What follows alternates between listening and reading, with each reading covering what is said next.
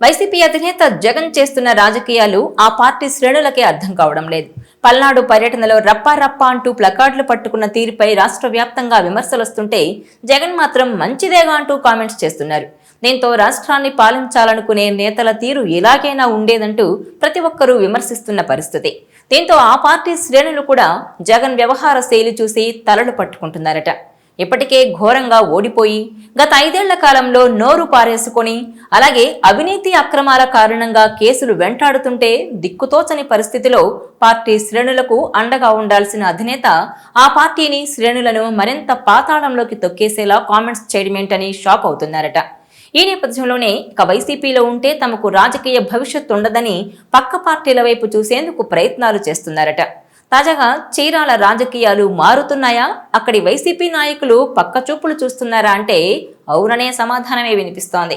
ముఖ్యంగా 2019 ఎన్నికల తర్వాత వైసీపీలోకి వచ్చిన కరణం బలరామ కృష్ణమూర్తి, ఆయన కుమారుడు కరణం వెంకటేష్ ఇప్పుడు పార్టీలో యాక్టివ్గా లేకపోవడం, వైసీపీ తరపున కనీసం స్పందించకపోవడంపై చర్చ నడుస్తోంది.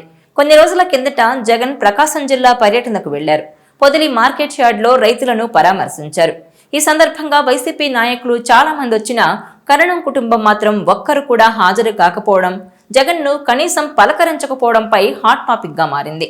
ఇదంతా చూస్తుంటే రాజకీయంగా వారు తమ దారి తాము చూసుకుంటున్నారనే సంకేతాలనిస్తున్నారన్న టాక్ నడుస్తోంది. వాస్తవానికి టీడీపీతో అనుబంధం ఉన్న కరణం కుటుంబం తప్పనిసరి పరిస్థితిలోనే 2019 ఎన్నికల తర్వాత వైసీపీలోకి వచ్చిందన్న ప్రచారం జరిగింది. వారిపై ఉన్న కేసులు కావచ్చు, రాజకీయంగా వారు చేసిన పనుల వలన వైసీపీ ప్రభుత్వం తమపై ఎక్కడ కేసులు పెడుతుందోనన్న భయంతోనే కరణం ఫ్యామిలీ వైసీపీలోకి వచ్చిందని ఆ పార్టీ నాయకులు బహిరంగంగానే గతంలో వ్యాఖ్యలు చేశారు. అయితే జగన్ ఇవేమీ పట్టించుకోకుండా కమ్మ సామాజిక వర్గాన్ని తన వైపు తిప్పుకునే ఉద్దేశంతో వారిని పార్టీలోకి ఆహ్వానించారు. దీంతో అప్పటికే వైసీపీలో ఉన్న కీలక నాయకులు ఆగ్రహం వ్యక్తం చేసినా జగన్ పట్టించుకోలేదు. 2024 ఎన్నికల్లో కరణం కుటుంబానికే ఈ టికెట్ కేటాయించారు. నిజానికి ఆమంచి కృష్ణమోహన్ చీరాల టికెట్ కోసం చివరి వరకు పోరాడినా జగన్ మాత్రం ఆమంచి వైపు మొగ్గు చూపకుండా కరణం బలరామ కృష్ణమూర్తి కుటుంబం వైపే మొగ్గు చూపారు. మరి ఇంతగా నమ్మి కీలక నాయకులను కూడా పక్కన పెట్టి మరీ టికెట్ ఇచ్చిన కరణం కుటుంబం ఇప్పుడు జగన్ కు మద్దతుగా నిలబడాలి. కానీ రాజకీయాలు రాజకీయాలే అన్నట్టుగా కరణం ఫ్యామిలీ ఇప్పుడు తన దారి తాను చూసుకునేందుకు మార్గం రెడీ చేసుకుంటోందని రాజకీయ వర్గాలంటున్నాయి. టీడీపీతో ఉన్న సుదీర్ఘ అనుబంధం, సీఎం చంద్రబాబు దగ్గర ఉన్న పలుకుబడి, ఇతర కారణాల నేపథ్యంలో తిరిగి మళ్లీ టీడీపీ గూటికే చేరతారని ప్రచారం అయితే జరుగుతోంది. మరి దీన్ని చంద్రబాబు నాయుడు ఏ మేరకు స్వాగతిస్తారు?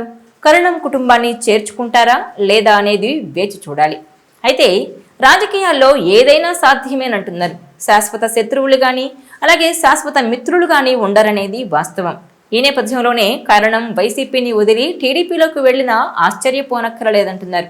అయితే కరణం ఫ్యామిలీని చంద్రబాబు మళ్లీ టీడీపీలో చేర్చుకుంటారా అన్నదే ఇప్పుడు ఆసక్తికరంగా మారింది. ఈ వీడియో మీకు నచ్చినట్లయితే please share, like and subscribe R24 Telugu.